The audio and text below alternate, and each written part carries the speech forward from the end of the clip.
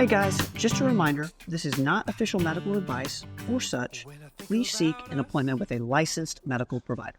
Welcome back, everybody, to another episode of Dive Into Diet. We are diving into Performance Medicine Johnson City, where you can find nutrition coach Lucas Schmidt.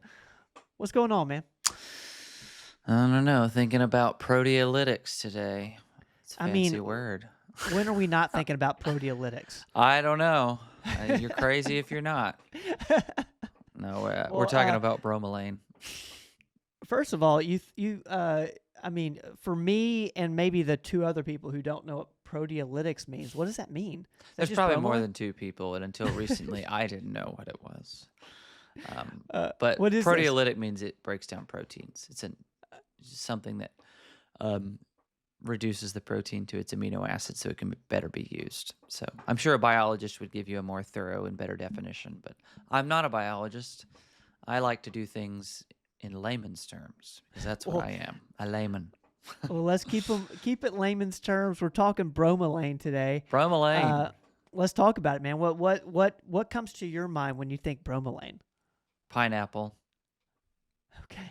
So that's it. End of podcast. No, I'm just joking. Pineapple. That's all, folks. Pineapple. Word association. Actually, it is pineapple. It's the only. I shouldn't say only. I'm sure there's another fruit out there. It is the main source of bromelain, which is an enzyme. Apparently, it is found in trace amounts in papaya, but not enough probably to be significant. Pineapple, however, contains a lot of bromelain. And why would this matter? Because I said proteolytic earlier, breaks down proteins. You might think, I don't want that. It might break down my muscle or, that's not how it works. It is a potentially, I always say potentially, because in science, few things are concrete, okay? Except concrete, which is actually concrete. But even then, I need more coffee. That's like, is that a dad joke in the middle? I don't know. I'm not even a dad. So anyway, few things are concrete, but it's being explored in a lot of areas for therapeutic effects. And I thought it would be interesting to talk about. Yeah. And its potential benefits, things it's being researched for, and where to get it and how to get it and if it's safe to take it, blah, blah, blah, blah. So one, I already mentioned how to get it naturally, which would be eat pineapple. And if you've ever eaten usually fresh pineapple, not canned or cooked, usually it's not an issue. But fresh pineapple, people may complain, I get sores in my mouth or my tongue especially. That would most likely be because of the bromelain. Because it's proteolytic, it will start to dissolve the mucous membrane or the mucus protection barrier on your tongue. Okay. So that doesn't mean it's unhealthy, though. It just means you got to be careful when you're eating it. Internally, though, is where the therapeutic effects supposedly start taking hold. So I made a few notes. That's why my eyes move over here, just to keep me on track. I have a little outline, But it's being explored for a few reasons. Wound healing, because of its anti-inflammatory. Yeah. So something that breaks down. Still taken orally? Yeah. So if you're taking outside of pineapple, which is eating, is you eat through your mouth, but as far as the supplementary route, most people, if they're getting high doses of bromelain, are getting it through a supplement. Okay. Look, I happen to have one here. I'm not affiliated with this brand. I just happen to have it. I like bromelain. I don't take it all the time. I go through cycles. I'm going to take bromelain for a while and see how I feel. So, because it's proteolytic and breaks down certain proteins, that could mean it helps.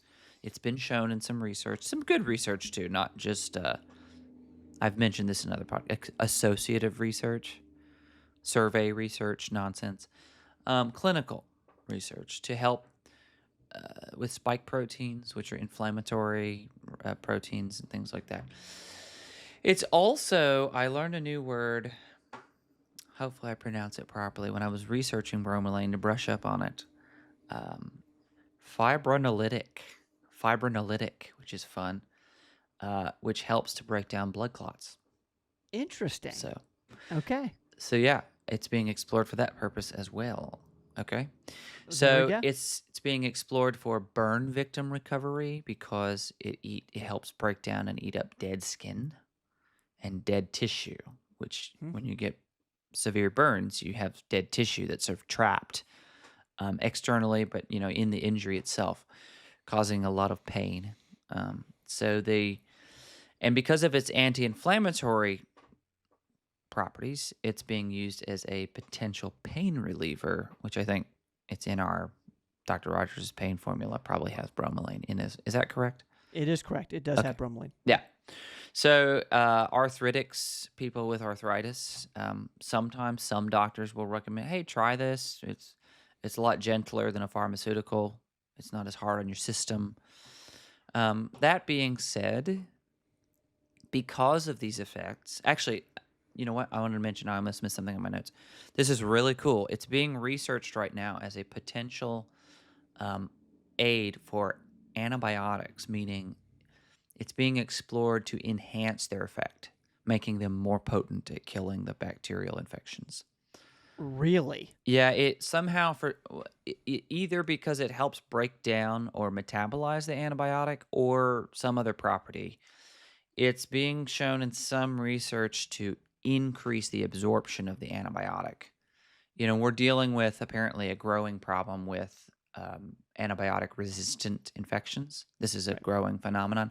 So they're hoping bromelain might be a path forward in that problem. That isn't to say if you have strep throat that you should pop a bunch of bromelain with your amoxicillin.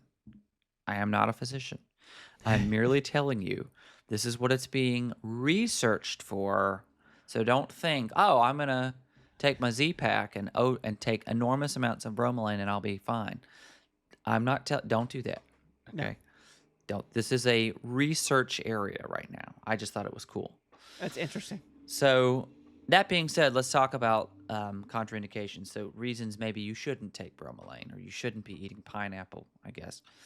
If you're on blood thinners, this doesn't mean you shouldn't take it, I should say. Maybe you should just bring it up to your doctor.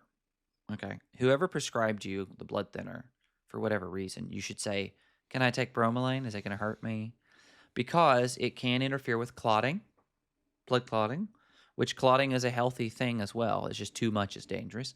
So if you're on like warfarin or Coumadin or some blood thinner, I don't know all the blood thinner names. Those are two that come to mind. You should probably either not take bromelain or talk to your doctor. Also, antibiotics. It can increase the absorption, but maybe some antibiotics we don't want to absorb 100% of. Usually they're designed a certain way to be absorbed at a certain rate. Pharmaceuticals are very complicated. So if you're on high aspirin amounts, I don't know that bromelain is going to interfere with the 81 milligram, the tiny baby aspirin, but still mention it to your doctor before you, because aspirin technically does thin the blood some. It also can increase absorption, apparently, in some people of sedatives. So Xanax included. So anything that's your Ambien, drugs that sleep aids, things like that, it can increase their absorption. So you need to tell your doctor if you're interested in bromelain. We don't need people, passing out because they took or ate pineapple with their Xanax. Maybe not a snack to have with your Xanax if you have anxiety and you're taking Xanax. Might work a little too much. And I'm not a pharmacologist, so I'm just saying when I was researching bromelain, I always look for drug interactions when I'm looking at supplements, Yeah. just in case. And those were the ones that turned up. So, and I don't know if that's because in studies people on this had adverse reactions, or if they just know the mechanism of action of bromelain and as a result know the mechanism of action of the drug, which is fair. It's a fair assumption. So that's just a little warning there. But it's also, I should say, used, and I do believe a lot of surgeons will recommend people go on bromelain after surgery to help with recovery. Now, again, I am not a surgeon, so please ask your surgeon either in surgery prep.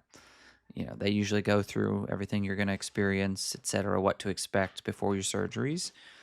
But it's worth asking about. Yeah. Can I take this to help me recover? A lot of times, just asking that question, the doctor, oh, yeah, sure, go ahead, or no, and then follow the advice. But It is explored for surgery recovery and the prevention of scar tissue, which we don't want scar Interesting. tissue. Interesting. Yeah, it's a cool supplement. Dosage wise, I hesitate to give exact amounts. I will say what I take personally daily right now, which is 500 milligrams. I had to check my bottle. I take one capsule at 500 milligrams a day. What are you taking it for, Lucas? Well, because it supposedly can reduce inflammation, I am taking it experimentally to see if it helps with seasonal allergies and sinus passage swelling and mucus. Interesting. That is another area. Sorry, I missed that on my notes. It is being explored for helping with sinus problems. I don't have severe allergies. I just had a little postnasal drip going on this summer, and I'm trying it to see if it helps. I've not been on it long enough to tell you if it's effective or not, and also just general inflammation, things like that. So that's super interesting around bromelain. I've heard about it. It's in our pain formula. mhm. Is there anything else that really stands out as to reasons? Of course, always ask your doctor, guys, about if there's anything else you're taking when considering taking bromelain. Any other reasons to take this that people might want to consider?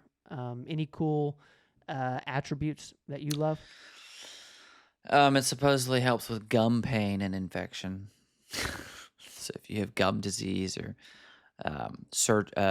like gum surgery, dental surgery, it can help in the recovery of that as well. So, and reducing the pain associated. So Is it safe to say like it is like for inflammation? general, yeah. I In would say general? that's the primary thing. And as we know, inflammation is a huge issue in current health. It's Yeah. a chronic problem. So yeah, that would Super be the interesting. overarching reason why I would take it. All right. Anything else on bromelain, Lucas? I think that covers it. Cool. That is a podcast. Lucas, I appreciate you taking the time out today. We're going to let you get back to it. Guys, thank you for hanging out with us, learning more about bromelain and really interesting words that probably none of us knew what. Proteolytic. Proteolytic. All right, brother. I appreciate you, man. See ya. Don't go away.